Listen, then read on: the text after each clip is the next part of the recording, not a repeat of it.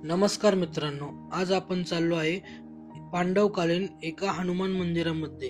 हे मंदिर चांदणी चौकापासून 7 किलोमीटरच्या अंतरावर भुकुम मधील खाटपेवाडी येथे. मुख्य रस्त्यापासून 1 ते 2 किलोमीटरच्या अंतरावर निसर्गाच्या सानिध्यात हे मंदिर आहे. हा आहे खाटपेवाडीचा परिसर. खाटपेवाडीच्या वरच्या डोंगराला हे मंदिर आहे. ही मंदिराची मुख्य कमान आहे. या कमानीतून आतमध्ये गेल्यानंतर तुम्हाला मंदिराचा सर्व परिसर बघायला मिळेल. नमस्कार मित्रांनो, आज आपण आलो आहे खाटपेवाडी येथील पांडवकालीन हनुमान मंदिरामध्ये. असं म्हणतात की पांडवांनी एका रात्रीमध्ये हे मंदिर बांधलं आहे. तर चला आपण मंदिराबद्दल माहिती जाणून घेऊया आणि मंदिर बघूया.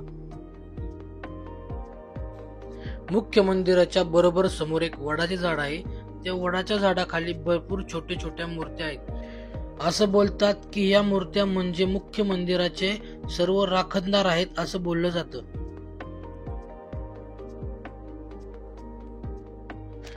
ही आहे दीपमाळ. ही दीपमाळ मंदिराच्या डाव्या हाताला आहे. ही दीपमाळ दसऱ्याच्या दिवशी पेटवली जाते व तिथे सोनं लुटण्याचा कार्यक्रम होतो. हा मंदिराच्या बरोबर समोर एक मोठे वडाचे झाड आहे. हे वडाचे झाड फार पूर्वीच्या काळापासून आहे असे बोलले जाते.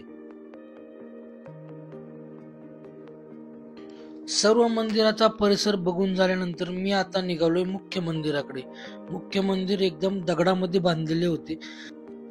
असं ऐकण्यात आहे की हे मंदिर पांडवांनी एका रात्रीमध्ये बांधले आहे. मंदिराचा मुख्य दरवाजा हा छोटाच आहे. प्रत्येकाला इथे वाकूनच जावे लागते. त्यामुळे मी सुद्धा वाकून आतमध्ये गेलो. आतमध्ये गेल्यानंतर मला हनुमानाचे दर्शन झाले. मी तेथे डोके टेकून दर्शन घेतले व तेथील असणारा समोरचा दिवा, असं ऐकण्यात आलं आहे की हा दिवा तिथले ग्रामस्थ कधीच विझून देत नाही. म्हणजे तेथील ग्रामस्थांची या देवावर श्रद्धा आहे. हा मंदिराचा मागचा परिसर आहे. या मागच्या परिसरामध्ये सुद्धा एक छोटीशी मूर्ती आहे. हे मुख्य मंदिर आणि मंदिरात समोरील परिसर.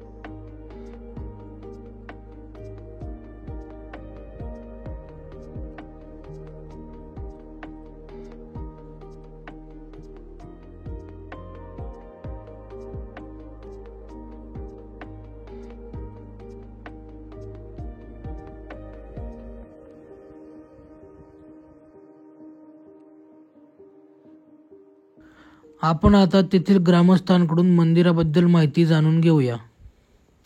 नमस्कार, मी पांडुरंग मराठे, खाटपेवाडीचा रहिवासी, माजी उपसरपंच भुकुम.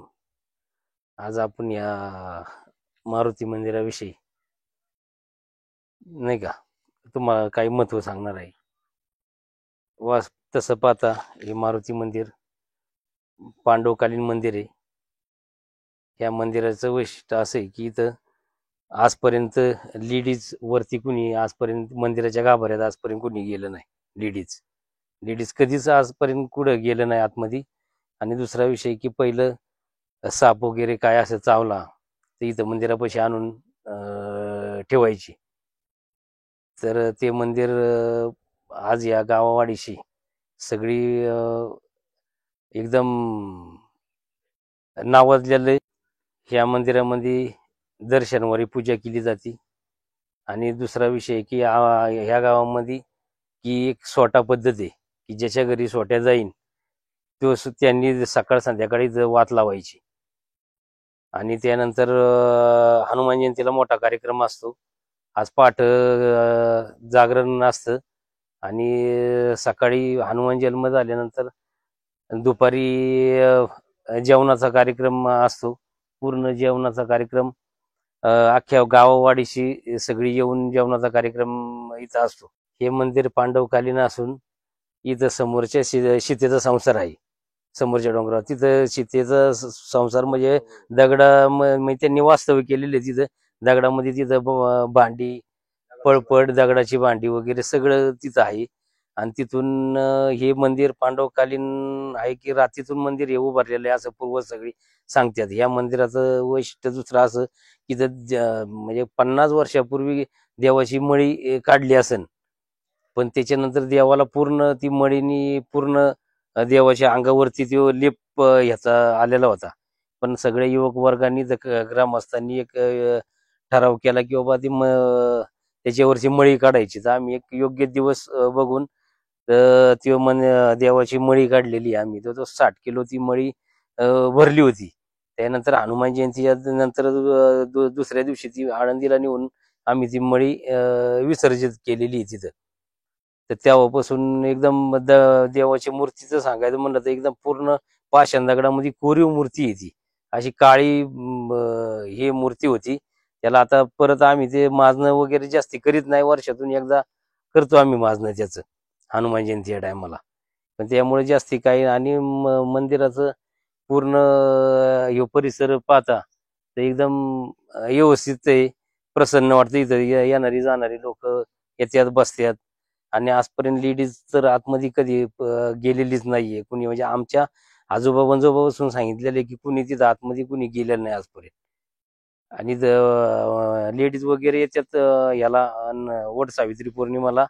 तर इथं या वडाच्या इथूनच बाहेर हे करून इथं दर्शन वगैरे घेऊन जातात. इथं ह्या गावामध्ये सोट्या पद्धत आहे. सोट्या म्हणजे एक काठी अशी, ती काठीला शेंदूर आणि वरती धरायला दोरी बिरी. तर ती पद्धत अशी आहे की आज समजा माझ्या घरी आला सकाळी 7ला, तर त्या दिवशी सकाळी आणि संध्याकाळी 2 दिवस म्हणजे 2 वेळेस इथं दिवा लावायचा.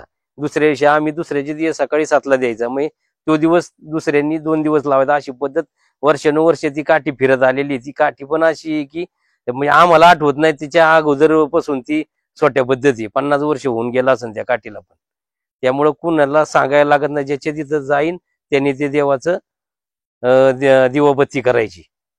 जर कुणाला सर्पदोष झाला असेल तर आमच्या इथल्या वाडे वस्तीची लोक इथं मंदिराच्या पाशी आणून त्या माणसाला ठेवतात. आणि ते असं एक हे देवाचं की त्या मूर्तीला पूर्ण घाम येतो. पण तो सर्पदोष झालेला असतो ते कमी होतो. हे अनुभव आलेले आमच्या इथे लोकांना पहिल्यापासून.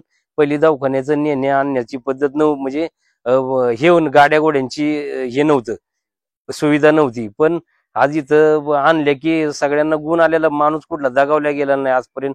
एकतर आमच्या गावात किंवा वाडीत सगळ्यांना हे माहिती आहे. ते सर्व गाव वाडे वस्ते मिळून सर्व येतात.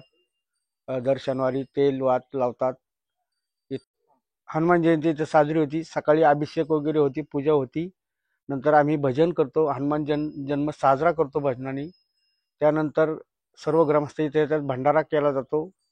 इथं जेवण केलं जातं. ज्याच्या आवडीने जेवण इथं आणून दिलं जातं. आंबील घुगऱ्या वगैरे होतात. दसऱ्याच्या दिवशी शिलंगणाचं सोनं बिनं लुटलं जातं. दीपमाळ पेटवली जाते. नंतर सोनं दिलं जातं प्रत्येक गावात वाडीत. त्यानंतर इथं दसऱ्या झाला की 8 दिवसांनी भराडाचा कार्यक्रम होतो.